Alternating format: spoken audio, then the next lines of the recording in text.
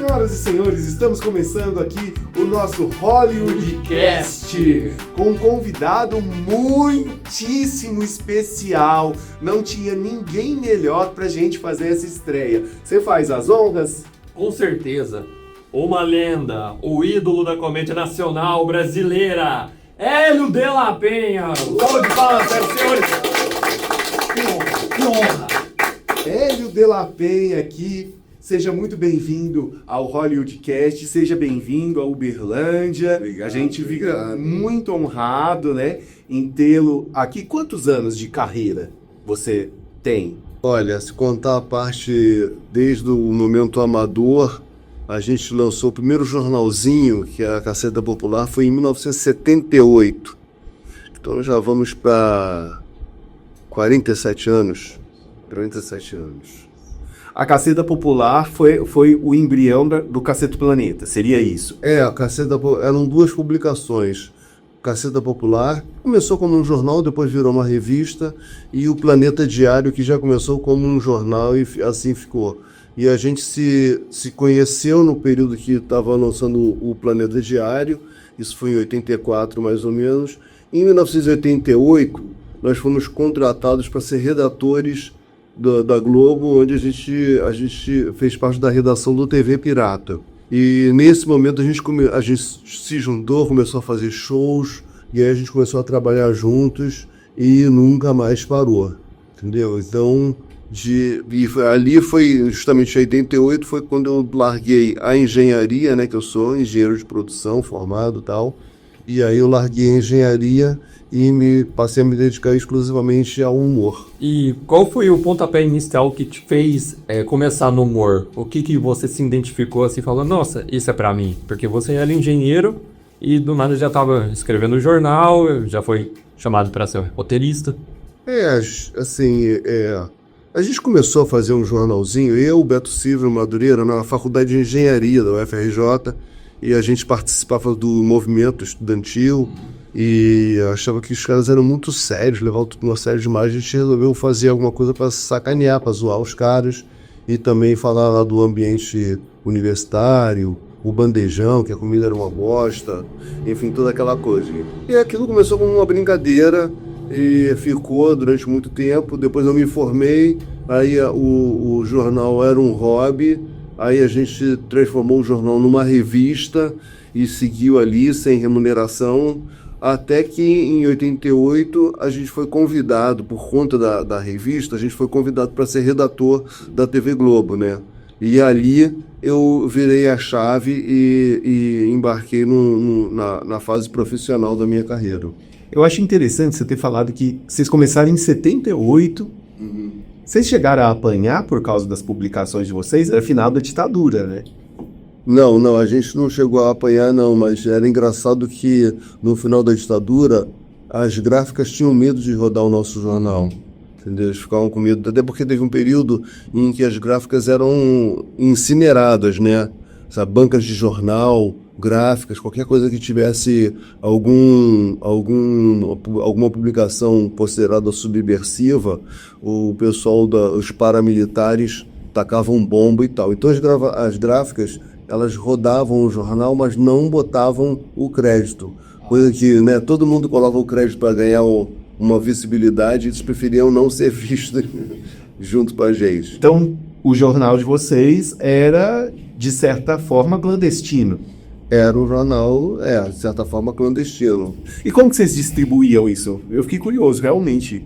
Porque deve ser uma história muito doida. A gente distribuía de mão em mão. A gente era um processo completamente artesanal.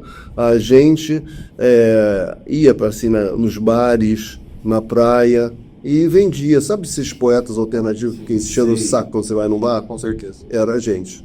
Aqui tem uma que ela vende umas coisas muito doidas. Muito louca. É uns desenhos. É uns desenhos, né? Como uns poemas bem... Todos os poemas se resumem à buceta. Exatamente. Dela. Ela é uma poetisa aqui da cidade. Eu já comprei vários. E vários é um Xvideo em narração. É muito interessante. O dela, mas não tem nada a ver. O que tinha, né? A gente não fazia sobre a nossa buceta. Eu acho, tá vendo? Eu acho errado. Tinha que ter feito.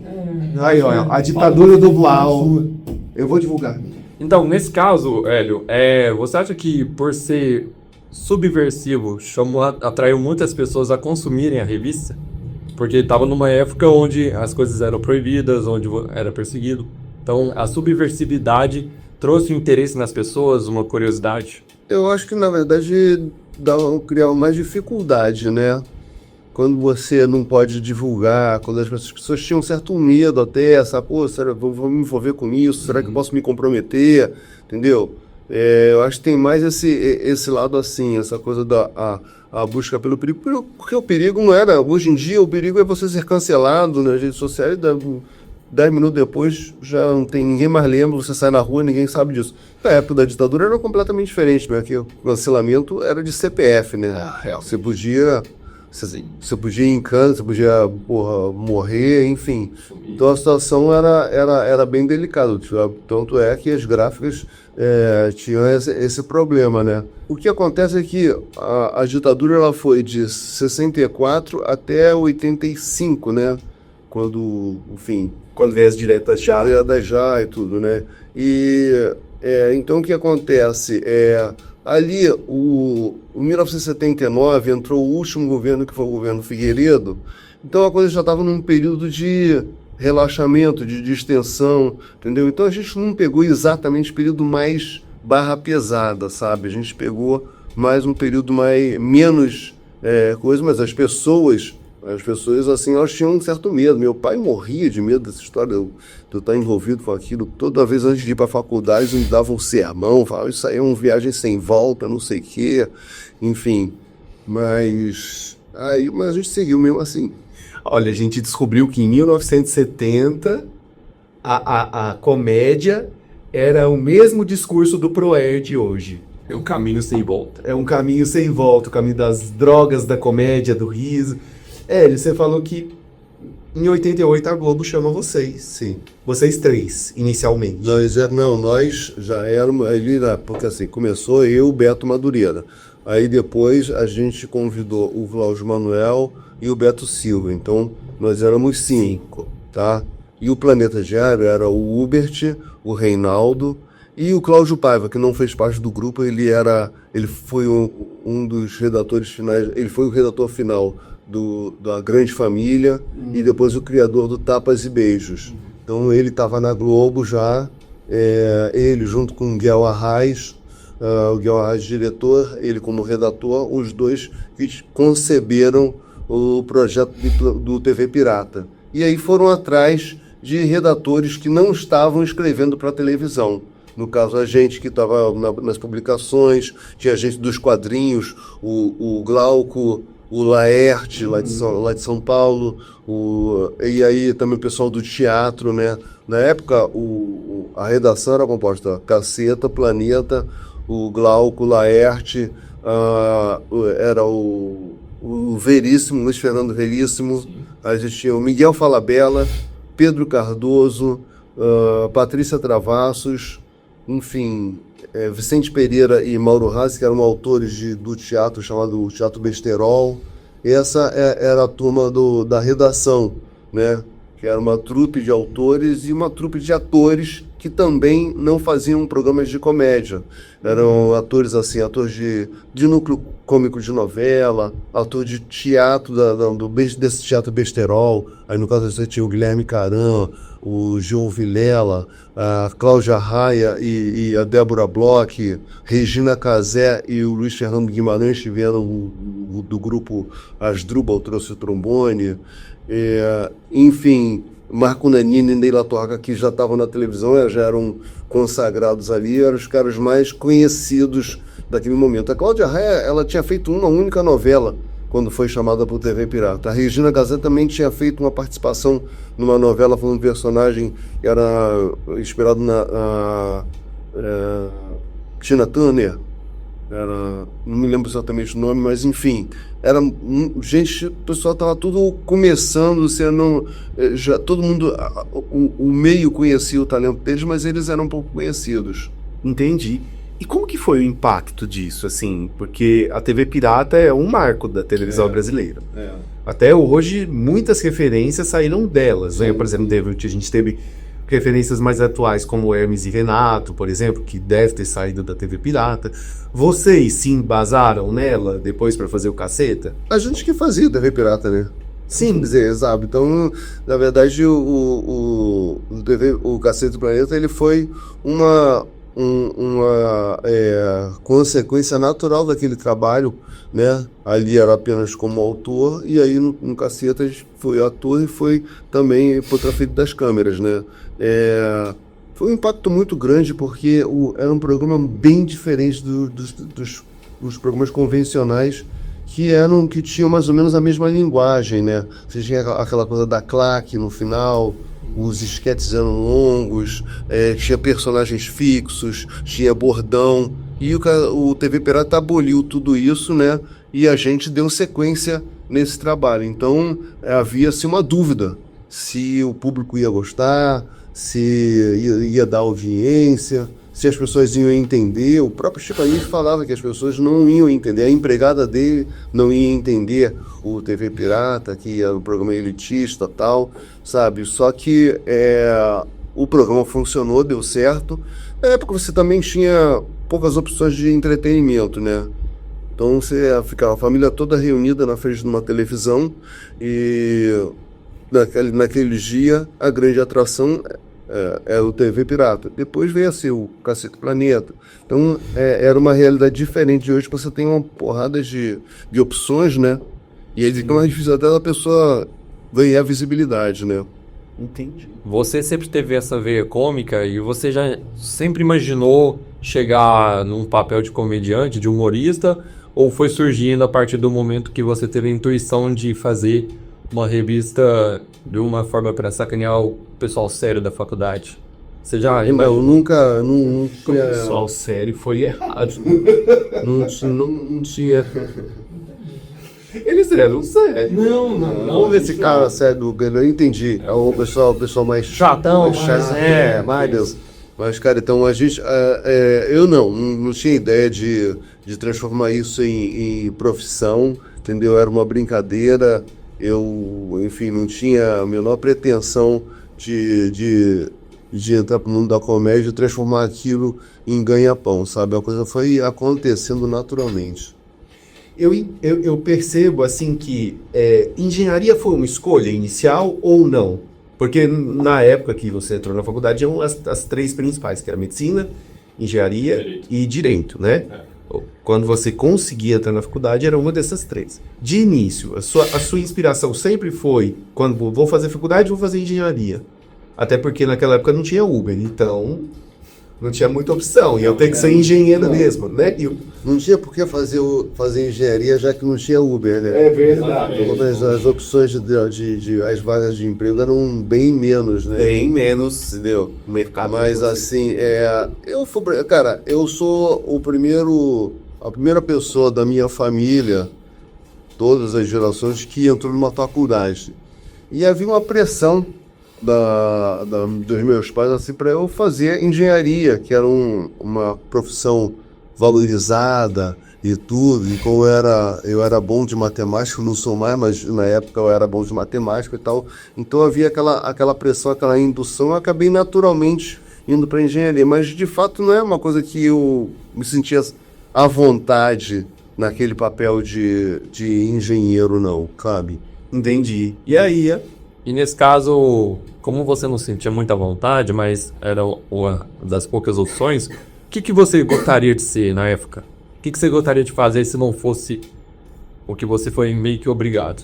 Eu não sei, eu acho que eu ia gostar de ir pro mundo da comunicação, mas eu não tinha confiança que meu texto fosse bom o suficiente para viver daquilo, entendeu?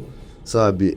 No fim das contas eu confiava mais em fazer conta do que escrever um texto. Não achava que seria possível eu viver, entendeu? Eu tinha noção que eu tinha um conhecimento bom de português, sabe? Porque eu sempre fui bom aluno, então, mas assim, não achava que eu poderia transformar aquilo num ofício, entendeu? Mas assim que eu entrei na faculdade, logo no final do primeiro ano de faculdade, eu fiz o vestibular para História, né? E, na verdade, eu não queria ser professor de História, não queria, mas eu queria sair da engenharia, entendeu? Mas, enfim, foi uma crise na família, meu pai ficou pra caralho, parou de falar comigo e tudo. E, na verdade, o que eu queria era alguma forma de sobreviver, entendeu? E a engenharia me dava mais possibilidades de ter uma vida melhor, enfim, de poder pagar minhas contas, né?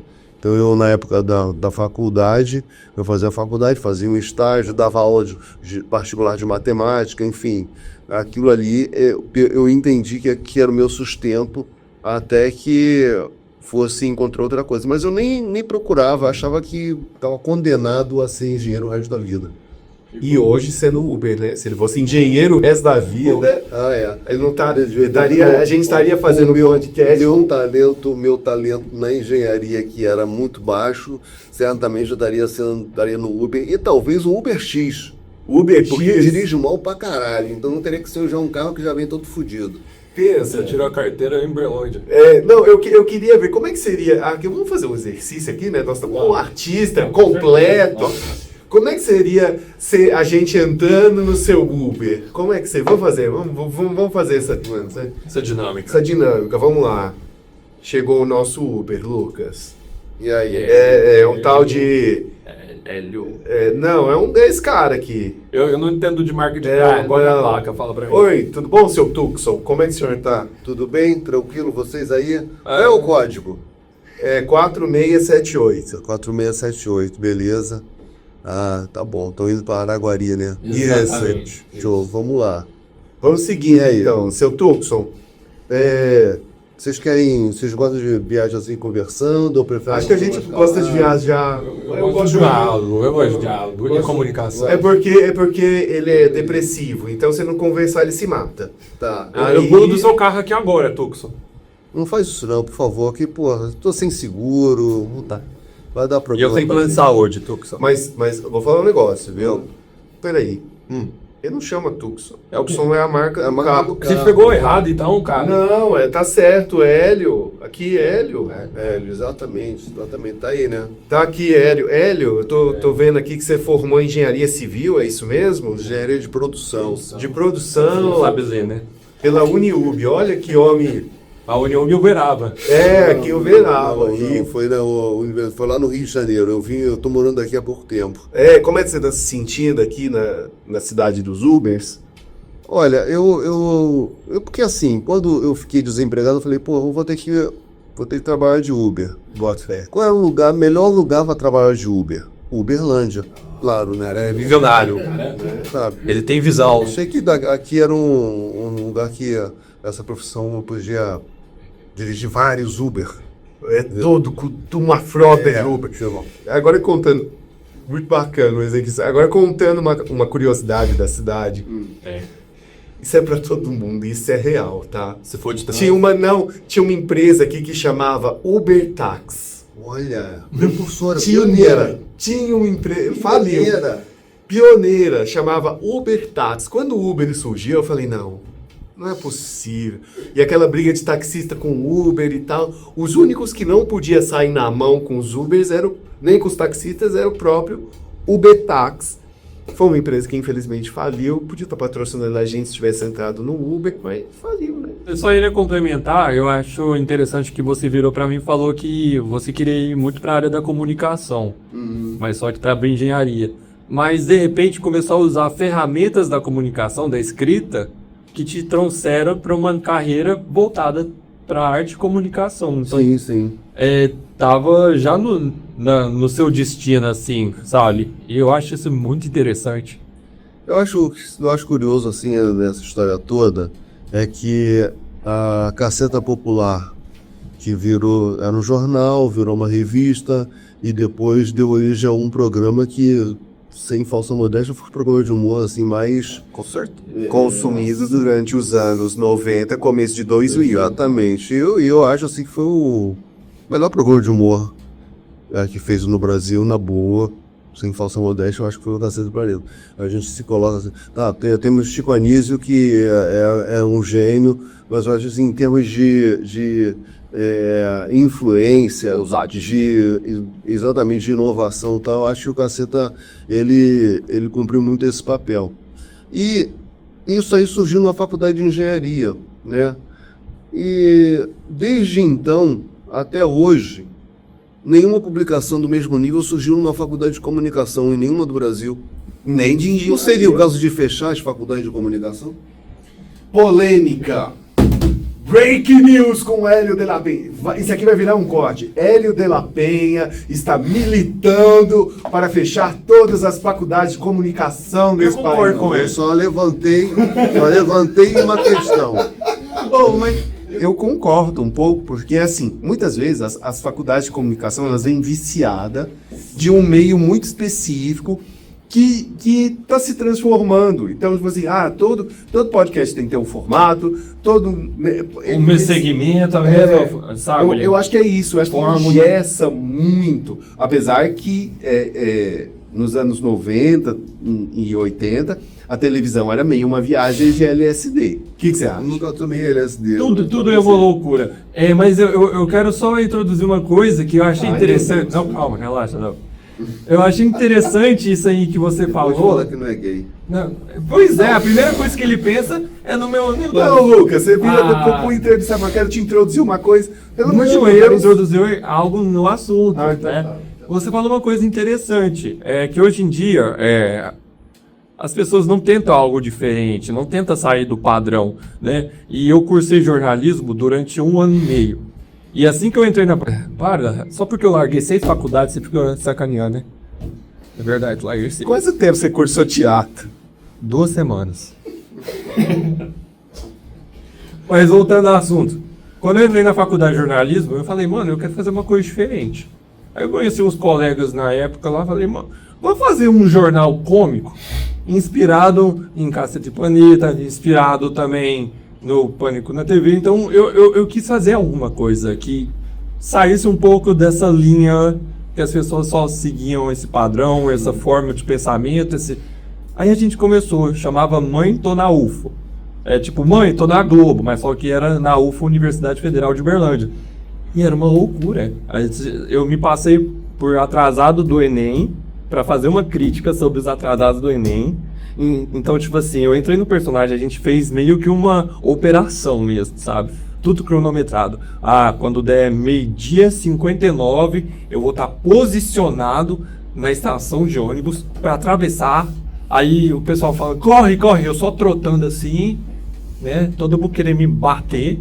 Aí quando o portão fechou, eu peguei a mochila, joguei no chão, fiz um escândalo e eu tava com a camiseta. Mãe, tô na UFO. A Globo me entrevistou depois. Ele conseguiu ir na Globo. Olha, você tá entrando na Globo. Olha aqui, esse quadro que você fez aí, eu não sei se você já viu na internet o Jogo Defante. Jogo Defante, ele fez. Nossa, você fez antes ou fez depois? Não, foi uma inspiração também do Diogo Defante. Eu vi esse do Enem. Uma inspiração daquele dizer uma cópia, né? Exatamente. Ele se inspira tanto no Diogo Defante que se ele sentar nessa cadeira eu vou ter que entrevistar sozinho o Diogo Defante, porque o Lucas vai estar com a boca lá embaixo assim. Copia feito um artista. Mas ele é realmente muito bom. Inclusive, assim, eu acho que as pessoas perguntam assim, como é que eu devo iniciar na carreira artística? Eu sempre dou esse conselho. Começa copiando alguém que você gosta e aí depois você vai buscando a sua forma original de trabalhar. Porque, enfim, você não sabe como fazer, vai se inspirando ali, aí à medida que você vai buscando a sua persona real, enfim... E customizada, né? Exatamente, a gente é uma junção de tudo aquilo que a gente consome, né? Ele se inspira. Então, foi um projeto que eu fiz na época que os professores amavam, os veteranos odiavam, porque ninguém tinha tido essa ideia e estava vendo que estava funcionando, estava tendo uma visibilidade na faculdade, e os veteranos tentavam boicotar. Os professores falando, continua. Aí eu abandonei a faculdade e ficou... Os professores falam, continua. Ele fez o quê? Abandonei a faculdade. Aproveitando que você falou sobre a inspiração que a gente busca, quem foi a sua? Olha, eu me inspirava muito, assim, em diversas coisas, tá? Eu gostava, na televisão, eu gostava muito do Chico Anísio, do Renato Aragão, o Jô Soares. Eles tinham um parceiro que era o Renato Corte Real. Tinha um programa chamado Faça Humor, Não Faça Guerra, Satiricon. Esses programas eram... tinha muito sketch nonsense, eu gostava muito daquilo. O Paulo Silvino, sabe, gostava pra caramba. E mesmo figuras que são distantes assim, no meu estilo, como Costinha, Dercy Gonçalves, eram figuras que eu me divertia bastante com Zé Vasconcelos, com essa galera toda das antigas, consumia muito esse tipo de humor, né? E lá fora eu diria assim que o Monty Python foi um denominador comum, inclusive nos Cacetas. Eu acho que uma coisa que juntou muito Cacetas, a galera do Caceta com a galera do Planeta, era o fato assim da gente admirar muito e curtir muito o humor do Monty Python, sabe?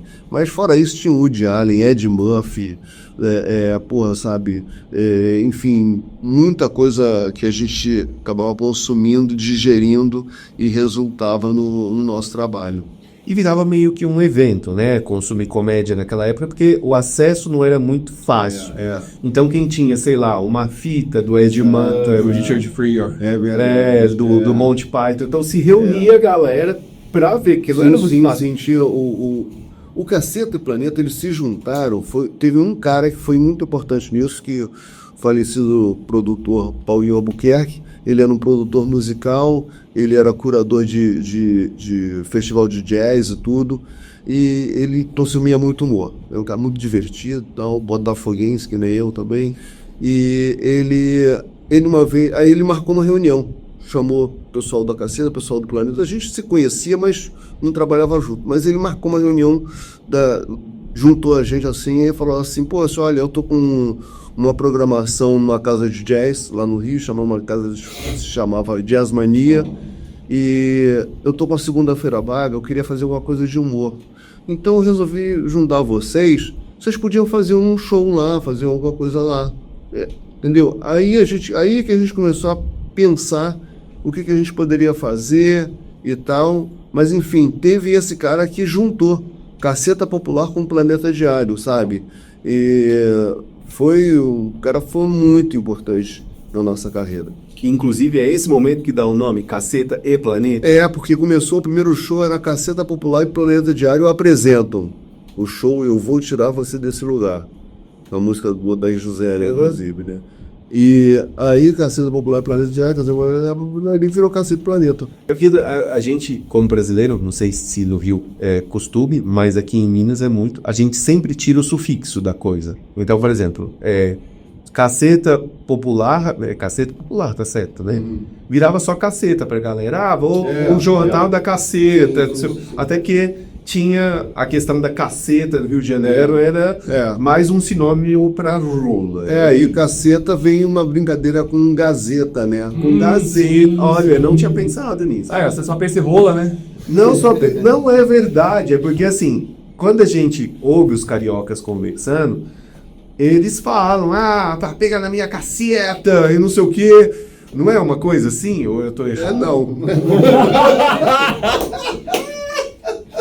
Você tem um fetiche muito estranho, Nonael. Talvez você tava chamando aqui em Uberlândia. E aí o Planeta, que era Planeta Diário, também virou só um Planeta. É verdade. Vamos conversar um pouco sobre esse processo, porque que momento que vocês saem da TV Pirata e vira pra Globo e fala assim: então, dona Globo, a gente agora quer transformar esse show, porque foi a partir daí, eu imagino, esse show, Caceta Diário... Não, peraí. Caceta Planeta. Caceta Popular. Caceta Popular e Planeta Diário num programa na televisão, no qual a gente está pensando em chamar de Caceta Planeta. Tá, isso aí foi o seguinte. O TV Pirata, ele foi um sucesso, deu certo, não sei o quê, mas aí, isso foi em 1988 que ele foi lançado. Em 1990... uma emissora que já acabou, chamada Rede Manchete, a Rede Manchete lançou uma novela chamada Pantanal. Sim. Essa novela Pantanal, ela era exibida no horário nobre. Ela não era exibida, ela não concorria com as novelas da Globo, porque eu sabia que a novela da Globo era o carro-chefe, era coisa de maior audiência. Então, para não se fuder totalmente, eles lançaram mais tarde. Lançaram no horário da linha de shows. E foi um sucesso do cacete, uma coisa que ninguém imaginava que aquela novela fosse dar tão certo, entendeu? E ganhava de todos os programas da Globo, todos os dias. Todos os dias a audiência da novela era maior do que qualquer programa que a Globo botava no ar. Aí o Boni, que era o diretor-geral da Globo, ele tomou uma decisão super ousada. Ele tirou do ar tudo. Simplesmente tirou do ar TV Pirata, Globo de Ouro, que era um programa super consagrado, Globo Repórter, saiu tudo do ar. Aí ele colocou filmes enlatados americanos, não sei o quê, e deu um prazo de 6 meses para os redatores criarem projetos. Entendeu? Falou 6 meses, vocês têm a isso. Se não der certo, tchau, benção. Aí a gente desenvolveu alguns projetos e, entre eles, nós apresentamos a ideia de fazer um programa com o Cacete Planeta, né? Baseado no nosso slogan, que era jornalismo mentira, humorismo verdade. Então, brincadeiras com noticiário e tal, com o dia a dia do brasileiro e tudo mais. Eles gostaram da proposta, aí ofereceram deixaram a gente fazer um piloto. A gente fez o piloto, eles gostaram. E logo depois a gente estreou o nosso programa como uma parte de um outro programa. Começou dentro de um programa chamado Dores para Maiores, que misturava humor com um jornalismo mais leve, mais tranquilo e tal. Enfim. E com o tempo a gente foi aumentando a participação dentro desse programa. No final do ano, a gente apresentou a ideia de fazer só o nosso programa, entendeu?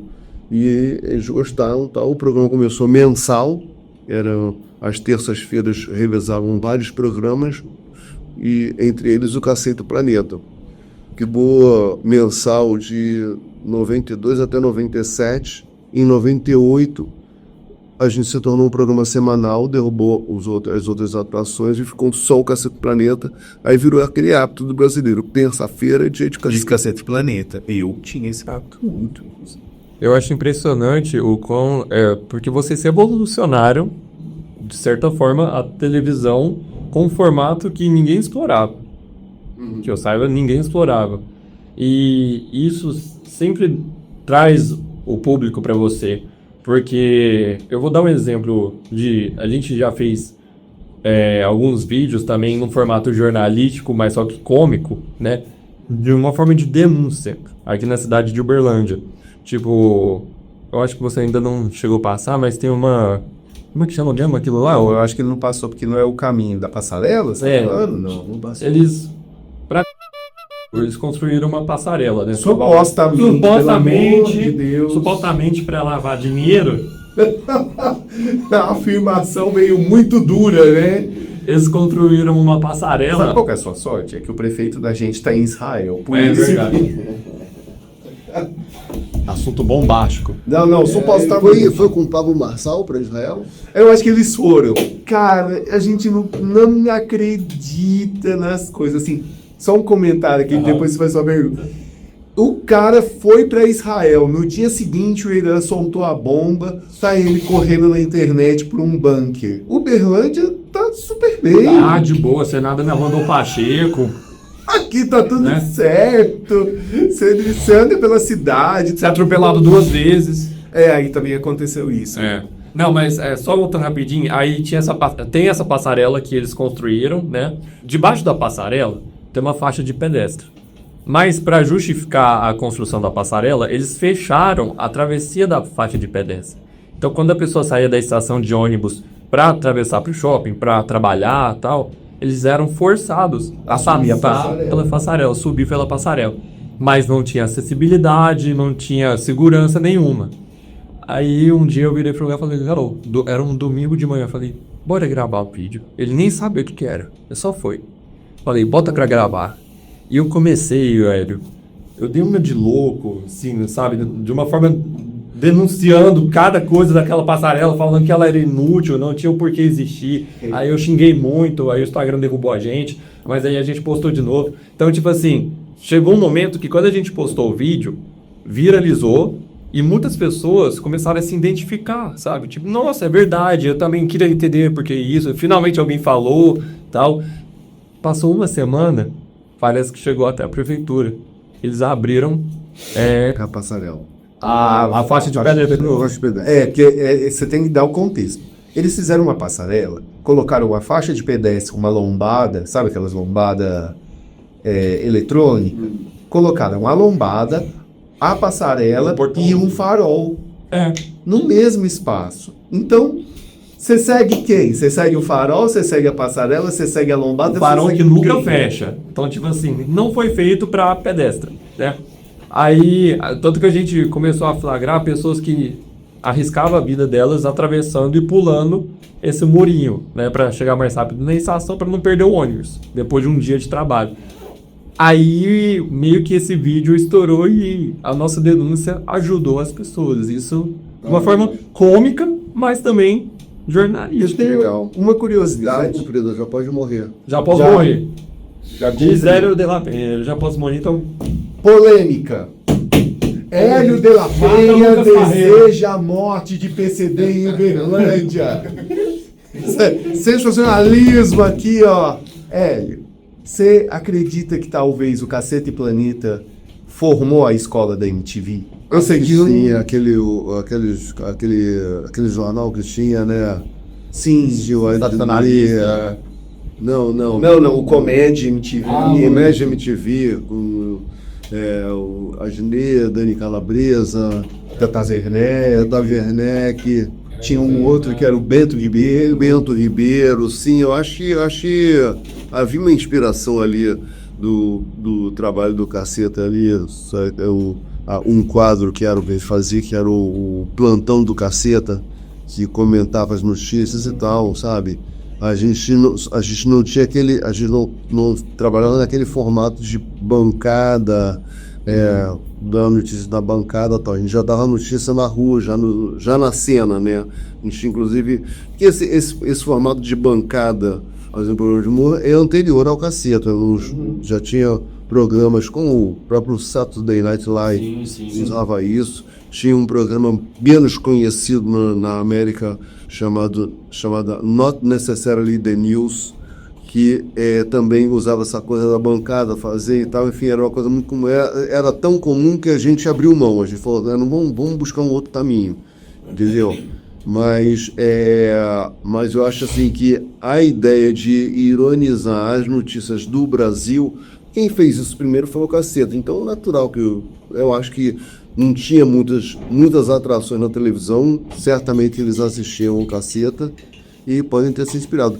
O Pânico eu tenho certeza, o Pânico já falaram com a gente, eles falaram que realmente eu vi. Inclusive o Pânico teve uma vez que o Stebbs falou pra gente que eles esperavam acabar o Caceta para fazer a redação, fazer a reunião de redação deles depois do Caceta, para aproveitar as ideias.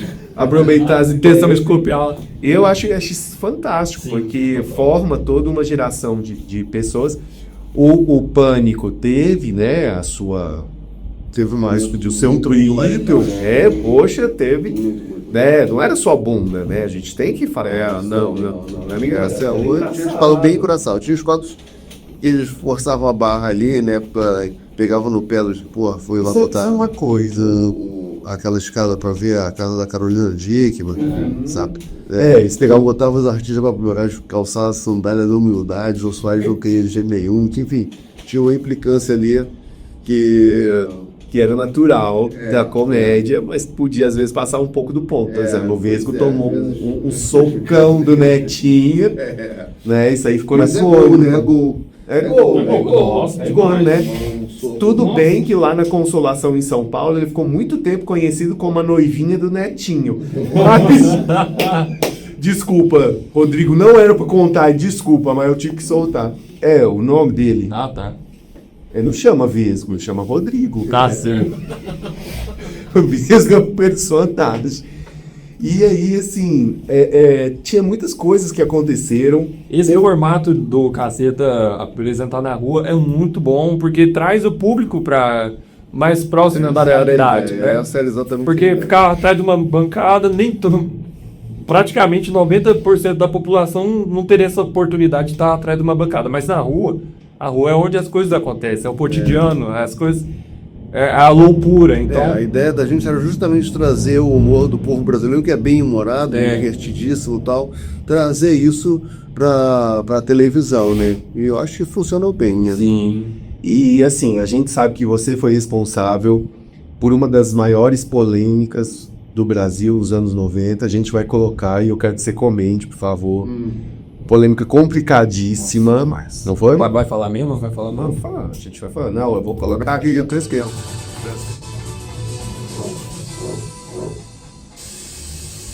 E a Vina rebidinou mais uma vez. Você pediu de joelhos e está de volta. Uma das mais lindas piadas de época. Da época e a dela passou pela primeira vez. Você não pode ver da época se tinha novela com linguiça. Nos saudosos anos 20, um requintado cavalheiro afro-brasileiro encantava a todos com sua gentileza e amabilidade. Muito caseiro. Chocolate. Chocolate sucria.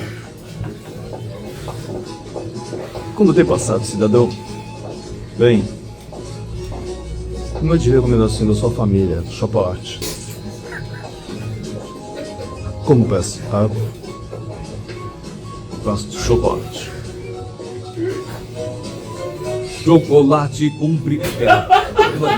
Começa às 6. Só pra dar boa tarde e boa noite. Mano, quando eu vi isso pela primeira vez, sério, eu me quebrei tenho todo, muitas curiosidades em relação a essa cena que é o seguinte. Primeiro, foi realmente uma mega produção que vocês fizeram aquela vez? Ou não? Vocês... Precisamos de pauta. Não, tipo assim, Muito vamos bom, fazer cara. uma piada e é isso. Como é que foi isso? Botando na Globo, você tem muito recurso, né? A Globo é uma coisa incrível. Você pensava, eu quero fazer uma piada, precisamos de um camelo. Aparecia o camelo, sabe? Às vezes tem uma vez que a gente queria gravar um político corrupto numa lancha com as mulheres e tal. Só que pra gente ir pro Yacht Club pra gravar essa cena, você ia perder um tempo enorme. Então o que eles fizeram? Eles levaram a lancha pra dentro do estúdio e fizemos tudo em crono, entendeu? Sabe? Então é um recurso que, porra, qual é a emissora que vai fazer isso? Era tanta coisa, o nosso programa era tão produzido, super produzido, que depois que o Caceta acabou, nenhuma emissora ousou contratar a gente falando assim, pô, o custo de produção é muito alto, sabe?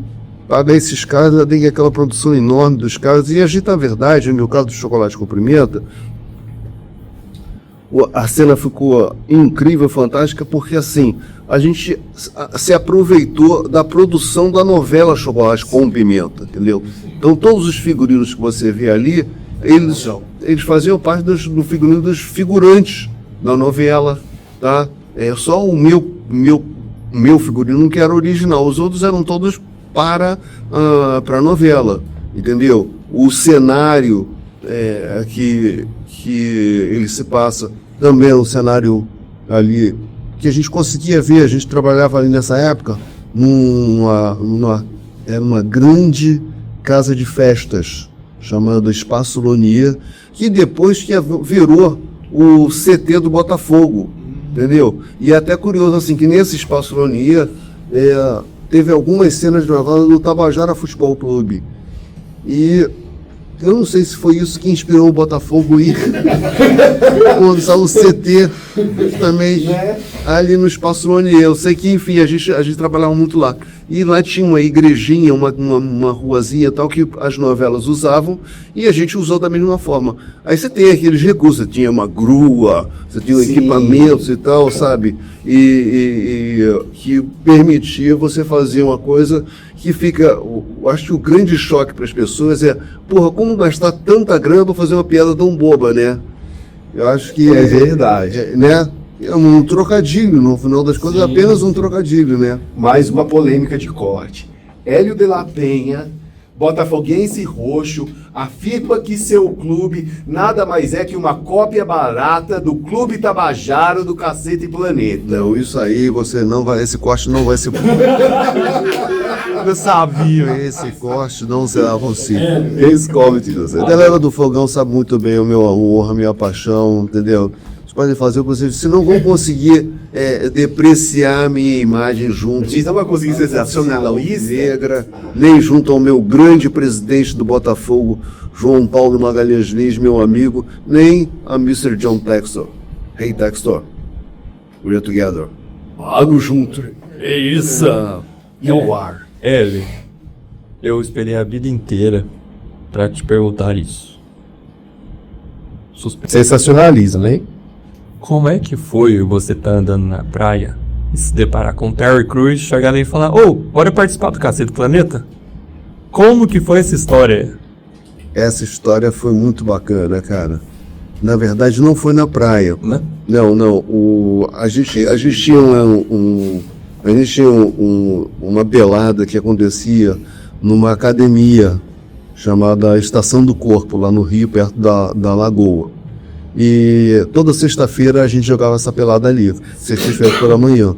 Jogava aquela pelada e depois da pelada a gente ia pro escritório para trabalhar, né? A pelada acontecia de 8 às 10 mais ou menos, às 10h30, 11 horas a gente começava o nosso expediente de sexta-feira, que por ser sexta-feira começava um pouco mais tarde.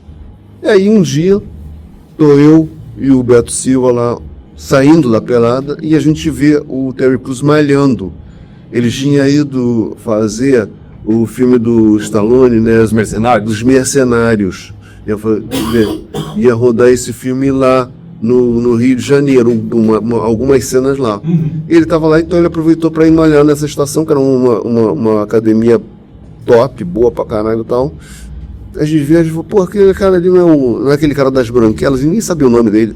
Aquele cara das branquelas, o cara das branquelas. Porra, vamos lá falar com ele. A gente foi falar com ele, que a gente era fã. E gostava, que a gente gostou do trabalho dele, não sei o que e tal. E o produtor dele, que é o produtor brasileiro dele, ficou, porra, caralho, os cacetos estão aqui, não sei o que e tal. Aí a gente na conversa, eu e Beto, a gente falou, porra, você me chama aí, será que eu toparia fazer uma participação? A gente jogou esse verde, porra. Não, você toparia fazer? A gente não tinha a menor ideia do que fazer com o Terry Crews. Aí o produtor começou a pilhar ele, falou, cara, porra, esse é um programa muito popular, acho que seria muito bom para você expandir a sua imagem aqui no Brasil, não sei o que e tal. Ele fazia Todo Mundo Odeia o Chris. Sim, né? sim. No SBT. Então falou, porra, porque assim, o SBT tem uma audiência da bunda muito maior, cara, você vai ter essa chance, não sei o que e tal. Aí o Terry Crews topou fazer de graça. Nossa! De graça. Aí a gente, porra, ótimo, não sei o que e tal. A gente chegou na redação e falou, gente, é o seguinte, temos essa missão, vamos escrever uma porra qualquer aí para participar. Aí a gente escreveu na sexta-feira e ele foi na terça-feira fazer a gravação do Guerreiro Bombeiro, né? E aí eu fiquei brother dele, fiquei amigão do cara, entendeu? A gente se fala direto, ele foi lá em casa, a gente fez um churras lá em casa, chamei toda a equipe de produção do Caceta, e aí depois eu fui a Nova York e ele me convidou para ver uma gravação de uma série que ele estava fazendo lá perto, entendeu? Aí depois ele voltou ao Rio de novo e aí a gente fez um churras para a família dele lá em casa. Ele outro dia falou de mim no Rafinha Baixo, vocês podem até pegar esse Falou mesmo. Aí, pega aí nesse pedacinho para botar no botar aqui pra gente ver todo dia que tá, o pessoal não usa. Senão o pessoal acha que eu tô mentindo. I remember I just went for a run on the beach, and I ran into a guy by the name of Elio de la Peña. Yeah, well, Elio de la Peña, it's a good friend. Yes, He's my friend. Elio was like, "I'm on TV. I'm an actor." And I was like, "Oh man!" I said, "What do you do?" He said, "I have this show, Casetes and Planetas." Não, mas é verdade. Entendeu? Então, uma relação muito legal. Eu agora, quando eu fui a Los Angeles pra ver o Botafogo, a gente ficou combinando, porra, e aí, vamos lá, eu quero te ver. Mas eu tava com muita... Pô, enfim, tinha os jogos do Botafogo, aí tinha um show que eu acabei fazendo lá, enfim, tava com uma agenda meio apertada e a agenda dele também meio confusa, a gente acabou não se encontrando, mas em breve a gente vai se rever com certeza. Mas tem uma curiosidade bacana sobre o Terry Crews, eu não sei se o Caceta ajudou nisso ou não, aí é bem especulação, gente, especulação. Agora é um momento de breaking news. Né? A série Todo Mundo Odeia o Chris fez sucesso inicialmente aqui. Lá não fez muito. Lá não fez sucesso nos Estados Unidos. Então, esse frisson que o brasileiro tem por essa série, aliás, o brasileiro conhece muito mais o... Como é que chama o menino? O Chris Rock. Não, o outro, Chris Rock a gente escreveu, o cara que faz o Chris. Ah, o Tyler James Williams. Isso. Que volta do Brasil. Não, o Lucas, é isso aí. Treta. Polêmica. Que conhece muito mais o menino do Tyler James Williams do que o próprio Chris Rock. Olha, É. Então, assim, todo mundo associou, e isso é muito natural. Aliás, pergunta aqui também. Você fez novela? fiz uma novela. Você fez uma novela. Você fez dramas também ou não? Sim, eu fiz alguns dramas. Fiz um filme chamado Perdida. Perdida é um filme que é um conto de fadas, um conto de fadas moderno e tal. Se passa, para dizer moderno, se passa no século XIX, e aí eu faço um médico, amigo da família, do galã da novela, não sei o que. Então não era um papel cômico, né? Entendeu? Sim. O próprio advogado lá da Totalmente Demais, eu não era um papel exatamente cômico. Cômica era a minha mulher, as anúncios muito que fazia, né? Fazia a Dorinha, mulher do outro Zé Pedro. Ela era coisa cômica, eu era meio um zagueiro de contenção, ele falava, não, calma, que eu seguia para morrer de vergonha dos escândalos dela. Isso foi um se desafiar ou não? Porque normalmente ator cômico ele fica muito estigmatizado. Sim. Né? Ele só sabe fazer comédia é uma coisa mais fácil de fazer, e não sei o quê, e aquela história toda. Você falou, eu vou me desafiar ou não? Surgiu, não fui eu fui convidado, não fui atrás de nenhum desses convites, não. Aliás, o lugar comum que existe é falar que comédia é mais difícil do que drama, né? Existe um que é mais fácil você fazer a pessoa chorar do que fazer a pessoa rir, né? Até porque, assim, uma peça séria, as pessoas estão todas caladas no teatro, você não sabe se elas estão gostando ou se elas não estão gostando. Se estiverem todas caladas num show de humor, elas não estão gostando. Elas não estão gostando. O termômetro é quase simultâneo ali. Não, é simultâneo. Vamos fazer um exemplo aqui para as pessoas verem assim, o show de vocês e o meu show. Fazer assim. É óbvio que o show da gente bombou, mas ele é global, foi uma... Não, imagina, gente. A gente foi fracassadamente. Até sendo humilhado por ele, eu me sinto orgulhoso. Você foi legal. Eu gostei do papel de vocês porque, assim, as pessoas valorizaram muito o meu trabalho. Não é? Você vê. A gente fez o zagueiro de contenção. Sabe o que é isso? Isso é generosidade, internet. Eu vou adotar isso para os próximos shows. Pra eles sempre trazer uma abertura, um cara merda. Isso é um convite, será, pra gente fazer a turnê com ele? Será que é um convite? O Catalão tá aí. Vamos fazer turnê só porque a gente é merda. Minha família falou, você nunca vai ser ninguém. E eles acertaram. Não, é muito doido pensar isso, porque assim, a gente escuta muito no meio, né? Isso não é... Eu sempre escutei dentro da faculdade que fazer comédia era muito mais difícil. Porém, o drama era muito mais valorizado, Sim, verdade. né? Verdade. E isso desde a Grécia Antiga, lá. Os gregos valorizavam muito mais a tragédia que a comédia. Até hoje. Você vê o Oscar. Até hoje. Não existe um Oscar para comediante, por exemplo. Não existe o Oscar de humor, pelo menos não que eu tenha visto ultimamente. A Vida é Bela.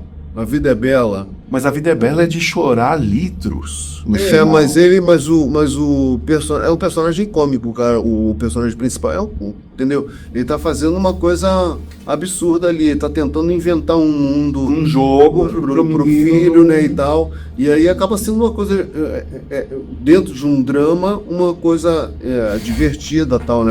É uma comédia dramática, digamos assim. Né? Mas eu acho que é o único.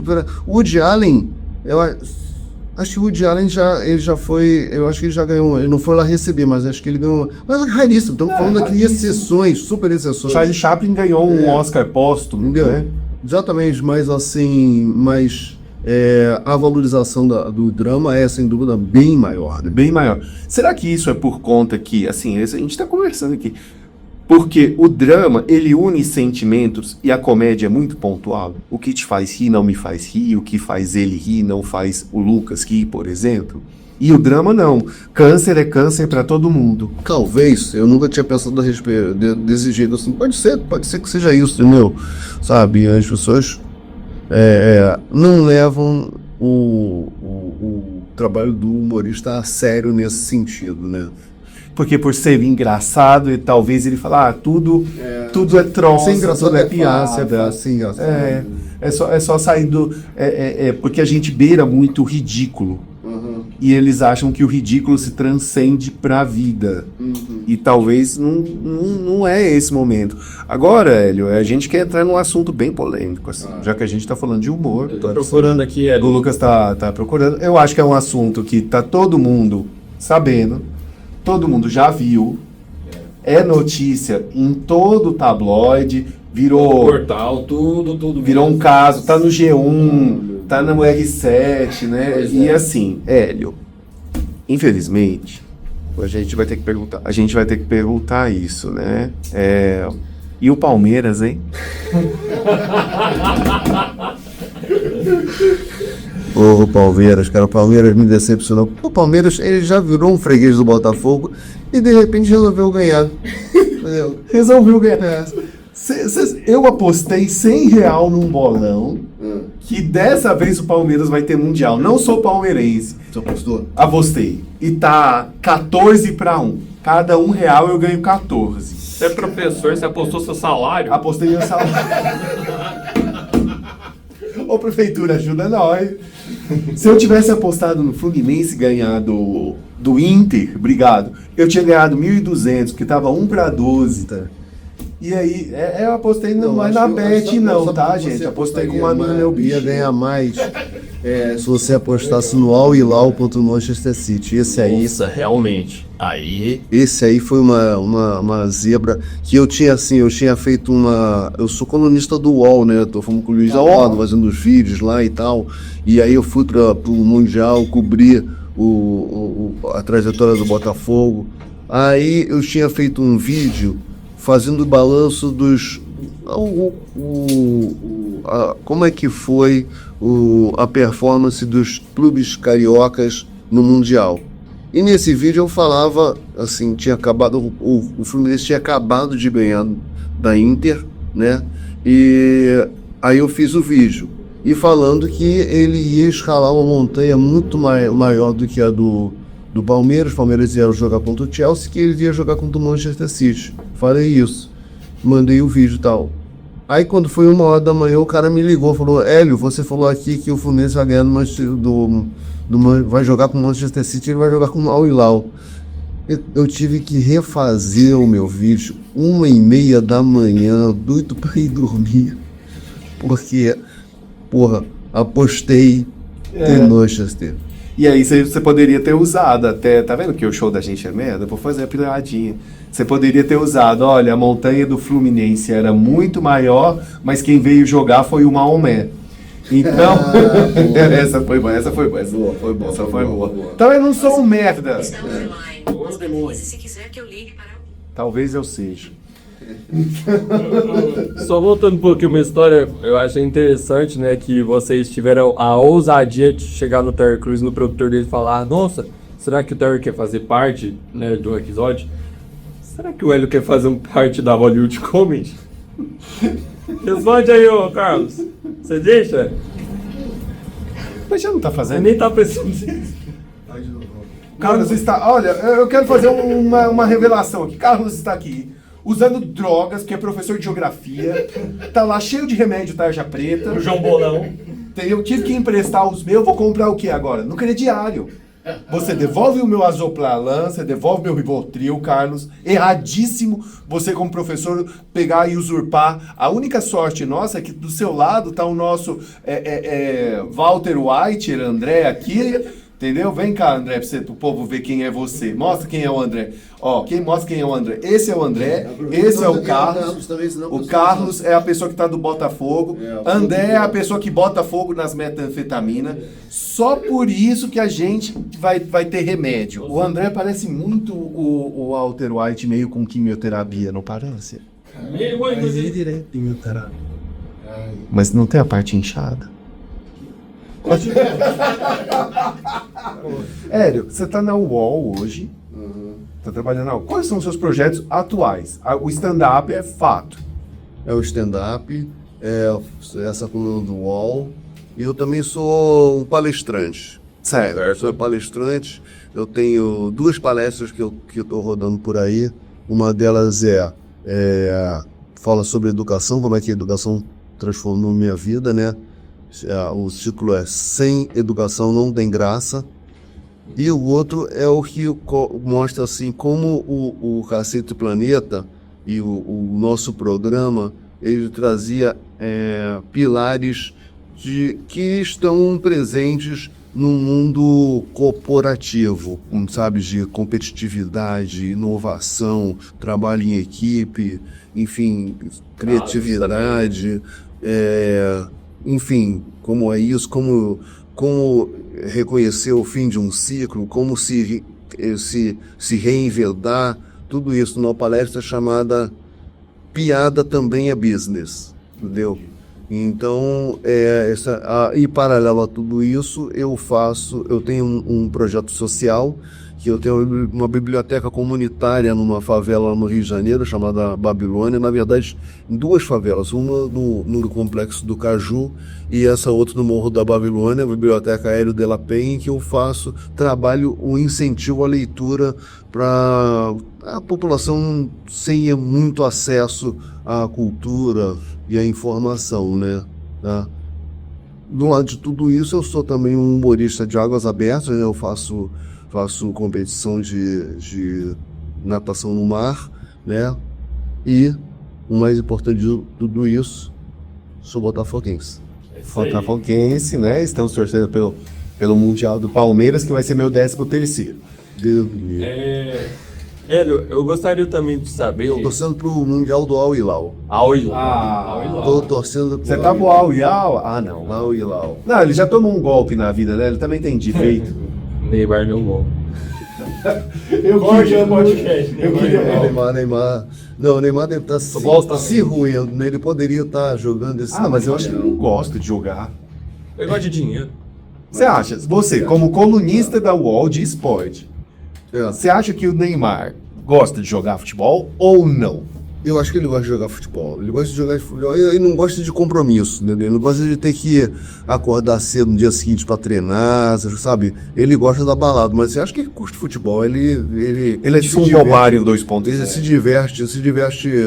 Eu acho que o Romário acabou tendo um compromisso profissional mais forte, né? Porque o Neymar, ele acabou tendo uma trajetória muito aquém do talento dele, sabe? Eu acho que ele tem muita bola e, infelizmente, por escolhas equivocadas, acabou que deu nisso. O cara deu nisso, né? Ele virou um cara bilionário, né? Entendeu? Sabe? Coitado, tem uma pena danada. Nossa, que tristeza. Quem soube jogar bem com as bolas dele foi a Virgínia, né? E fica quieto esse assunto. Supostamente. Hélio, eu A gente assistiu o seu stand-up, maravilhoso, e eu vejo que você traz assuntos muito importantes de representatividade, assim, que até boa parte do público, mesmo não passando por que você passou, as pessoas se colocam no teu lugar, se imaginam vivendo as situações que você viveu, né, e você transforma isso em comédia. Como que você se sente representando muitas pessoas que não têm espaço para falar sobre o preconceito, sabe? Sobre tudo isso que afeta a sociedade. Eu, assim, não me sinto representando ninguém. Eu gosto da ideia das pessoas se inspirarem no meu trabalho, de me ver como referência, tá? Mas eu não represento, só represento a mim mesmo, as minhas ideias. Não tenho a menor pretensão de que as pessoas as sigam, entende? Mas eu acho legal ter esse tipo de trabalho, esse tipo de postura que, enfim, que eu gosto de ter, de trazer assuntos às vezes até que criam um certo desconforto, a pessoa fica na dúvida se ela pode rir daquilo, se não pode rir, mas depois ela para pensar que a vida é meio aquilo mesmo, né? Então eu acho legal isso. E hoje, como é que você veria o humor do Cacete Planeta? Você acha que se encaixaria nos dias de hoje?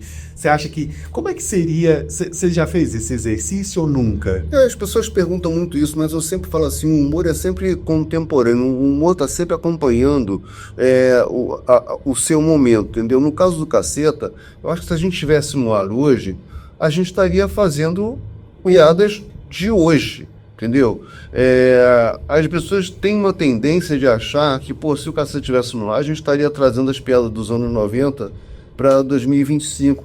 Isso não aconteceu nem dentro da trajetória do Caceta, sabe? O programa começou em 92, foi até 2010, e o primeiro programa de 92 e o último programa de 2010 são completamente diferentes, porque cada época corresponde a uma linguagem, a um diálogo com a sociedade que se dá naquele momento, entendeu? Então eu acho que a gente estaria fazendo coisas, poderia rolar polêmica, sim, poderia rolar polêmica, poderia haver um ou outro cancelamento aqui ou ali, normal, entendeu? Sabe, como processos, a gente sofreu processos lá atrás, sabe, o Collor processou o Planeta Diário, o Arthur Falck, o empresário Arthur Falck, ele processou o Cacete Planeta, a PM de Diadema fez uma merda do caralho, depois que ela quis para limpar a barra dela, processou o Cacete Planeta,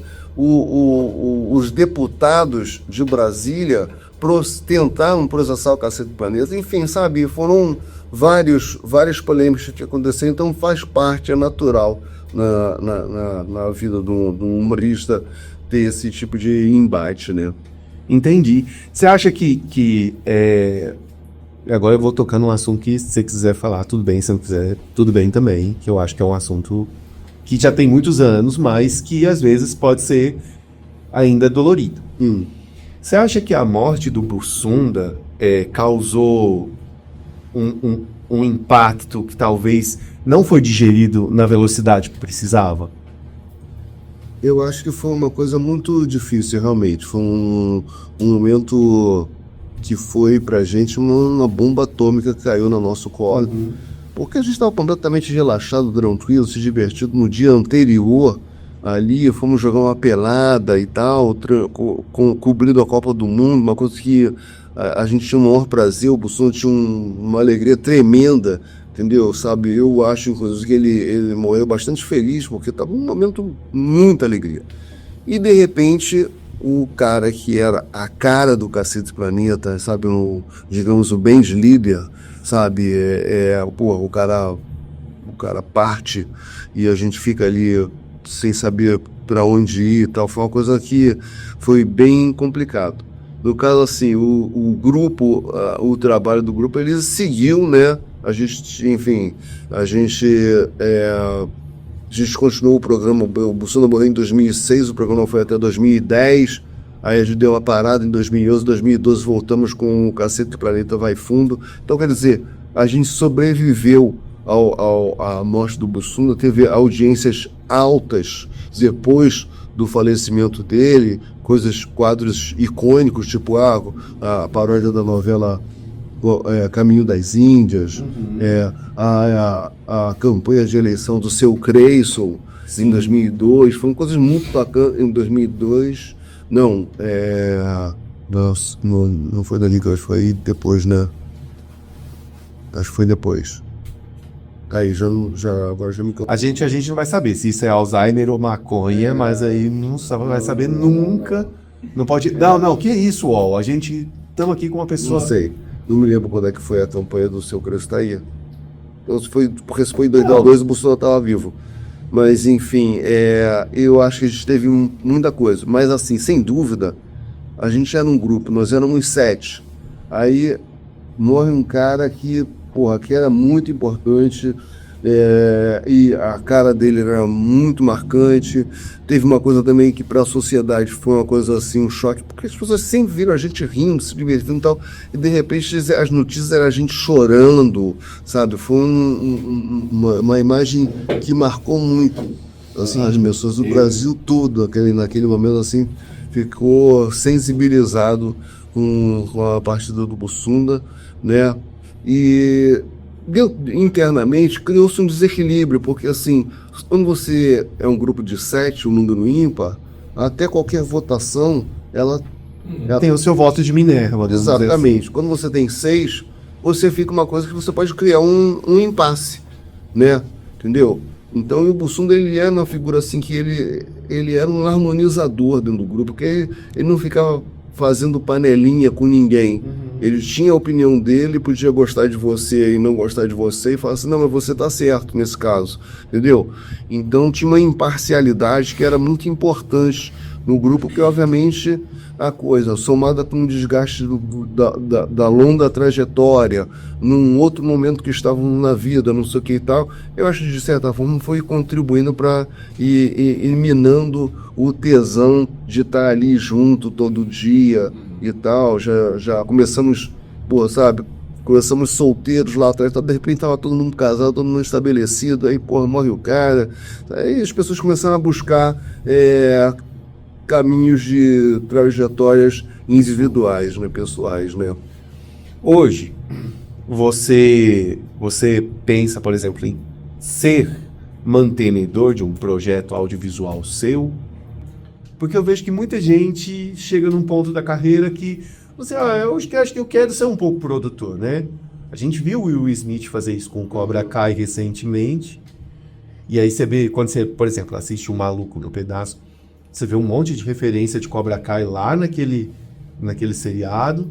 E aí, de uma forma meio que como homenagem ao Quincy Jones, que era fissurado em Cobra Kai, em Karate Kid, ele faz o Cobra Kai, que é uma continuação daquele momento lá atrás, dos anos 80. Você tem alguma pretensão assim? Assim, no momento, não. Tenho nenhuma pretensão, não. Acho que muita coisa já fizemos muita coisa, fiz muita coisa e tal, sabe? Nesse momento estou gostando muito de sair por aí, fazer um show de stand-up, conhecer pessoas novas e tal, sabe? E tem um projeto que eu desenvolvi com a Paloma Santos, lá de BH, que chama-se Risadas Pretas Importam, que é um grupo de comediantes pretos, é um grupo que é itinerante. Então, assim, eu e ela, a gente vai a São Paulo, reúne os comediantes pretos, faz um show ali.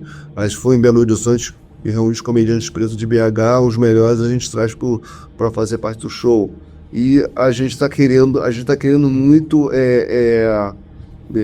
buscar patrocínio para que a gente consiga correr o Brasil com esse projeto, sabe? É uma coisa, sabe? Eu, enfim, não sei, gostaria muito gostaria muito que tivesse assim, um documentário sobre o Cacete Planeta, porque eu acho que foi um momento, um período, uma época de ouro do humor e da televisão brasileira que tá meio escondida, né? Na nossa história, um povo mais jovem não sabe direito da existência, então acho que seria bastante bacana, né? Mas, enfim, seria fundamental que a Globoplay se interessasse, porque o grosso do nosso material está lá dentro, né? Então, são coisas assim que eu fico pensando. Mas aí também tenho, entre outros projetos, tenho livros, que eu já lancei alguns livros. Esse ano eu lancei um livro que eu sabia que ia ter podcast, não trouxe aqui um exemplar, que era o Aventuras de um Pijamão, né? Tem um outro livro que vai na Paula Glanderson, que se tornou um filme depois, né, o Correndo Atrás, enfim, e até tem outras ideias ali na gaveta que eu estou com pouco tempo para desenvolver. Mas, assim, um projeto audiovisual, televisão, então é uma coisa que demanda muita energia, e eu estou preferindo distribuir minhas atenções para outros projetos do que focar numa coisa só e de novo ficar preso àquilo, né? Teve um outro livro que você fez aqui O livro do também. papai? Você que tinha perguntado o livro do papai, você. E é uma coisa que eu não tenho, pai. Como é que foi a ideia do livro do papai? O livro do papai, surgiu porque eu sou pai, né? Eu sou pai, ao contrário do seu pai, um pai presente. É verdade, isso eu concordo. Você tá sendo mais pai pra mim agora do que meu pai foi na vida inteira. Então, eu tenho 3 filhos. O meu mais velho, ele é 10 anos mais velho do que o do meio, que é 2 anos mais velho que o terceiro. Quando o João, que é esse do meio, nasceu, eu já tinha tido uma experiência de pai de primeira viagem, e como era um novo casamento e tal, eu estava revivendo uma sensação de pai de primeira viagem, na verdade sendo a minha segunda viagem. Era a primeira da minha mulher e da família dela, assim, era o primeiro filho da menina da família e tal. Então, toda aquela tensão que eu vivi no primeiro filho, ela relaxou. E aí eu fiquei à vontade de olhar todo aquele desespero de uma maneira mais tranquila e podendo escrever, até porque como Ana é uma pessoa bem, bem bacana e bem me deixava bastante à vontade, eu pude desenvolver aquele livro pensando assim, simulando como se fosse um pai de primeira viagem. Aí como é que é aquele desespero? Primeiro a notícia que a mulher fala, tô grávida, fala, puta, fudeu, aí agora como é que vai ser?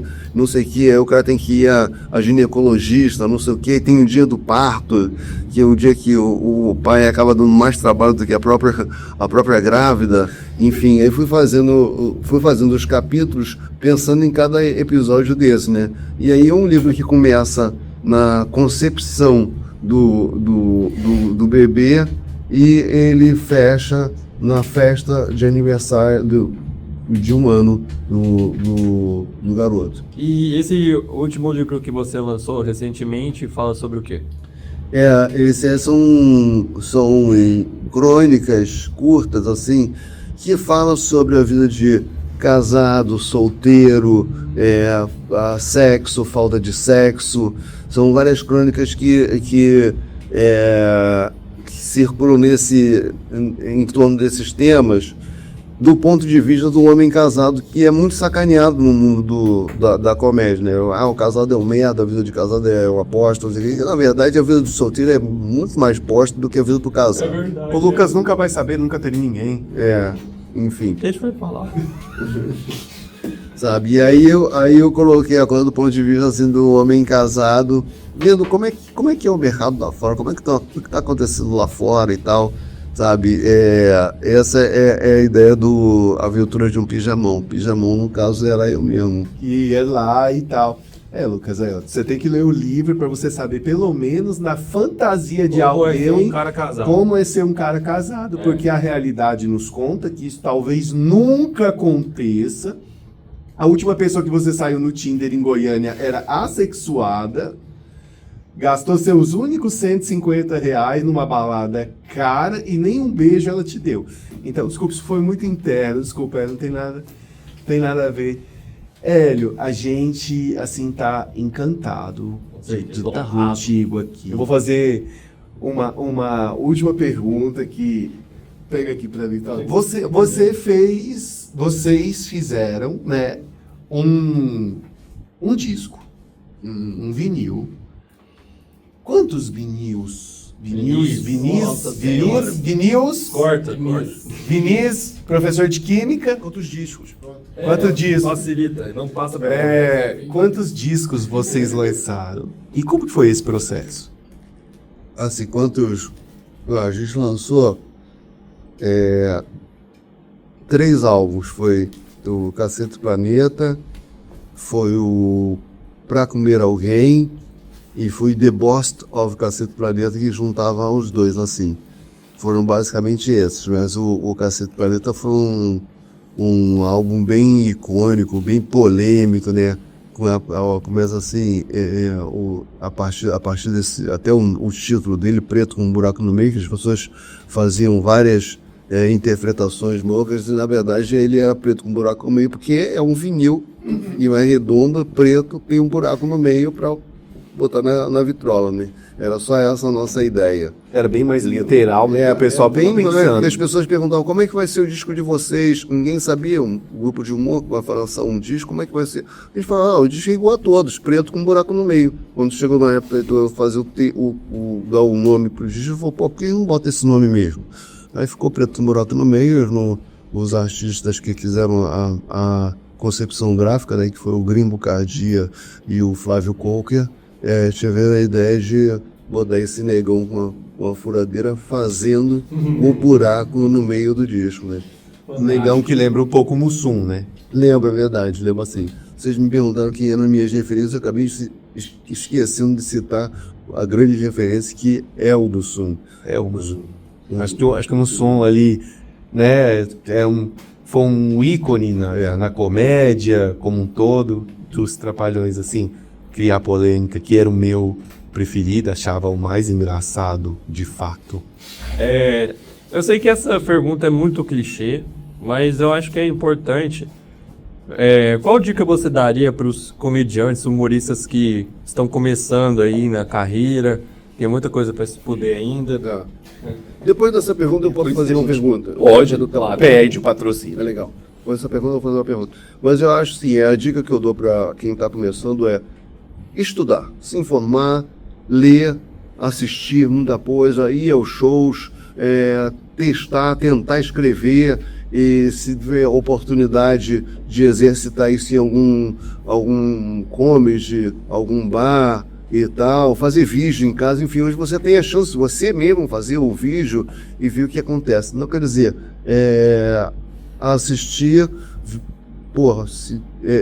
enfim, até se for o caso você começar copiando alguém, copia, mas por favor, não posta, né? Se for copiar alguém. Mas vai lá, vai fazendo seus exercícios para um dia, quem sabe, você conseguir dar sequência à sua carreira. Boa sorte. Posso fazer minha pergunta agora? Com certeza. Que horas acaba? Nós queremos agradecer aos nossos patrocinadores que estão aqui com a gente, né? Que já ficaram aparecendo no telão. Ayrton Senna, Ayrton Valverde, fisioterapia. O logo ainda tá Ayrton Senna, mas é Ayrton Valverde, fisioterapia. A indiana, que está trazendo aí várias roupas, as modas indianas para Uberlândia. Queremos agradecer a 2 restaurantes que estão aí junto da gente, que é o Banana da Terra e o Caramel. E também queremos agradecer ao Hotel Nobile, que sempre hospeda as pessoas que a gente está trazendo para Uberlândia, e a casa que nos está dando essa oportunidade de estar aqui com alguém tão especial, a Sebo Antiguidades. Então, vocês que são de Uberlândia, consumam dessas pessoas, porque são pessoas que estão comprometidas com o crescimento e o fomento da cultura aqui como um todo. Hélio, a gente trouxe um pequeno presente para você, do nosso amigo Café do Bom, que mandou para você, falou, não, Hélio de la Penha, eu achei assim meio estranho. Ele falou, eu tenho chocolate e café. Eu falei, não, o chocolate ele já fez, manda o café. Um cafezinho especial, ótimo. Muito obrigado. Quem é? Café Café do Roquinho. Bom. Chama Café do Bom. Ele tem essa marca. É um... Café do Bom, muito obrigado. E só para terminar Casa, na boa. o nosso podcast, na Calçada da Fama, o que estaria escrito para Hélio de la Penha? Hélio de la Penha, humorista de Águas Abertas, integrante do Cacete Planeta e principalmente botafoguense. Muito obrigado, pessoal. Esse foi o primeiro Hollywood Cast.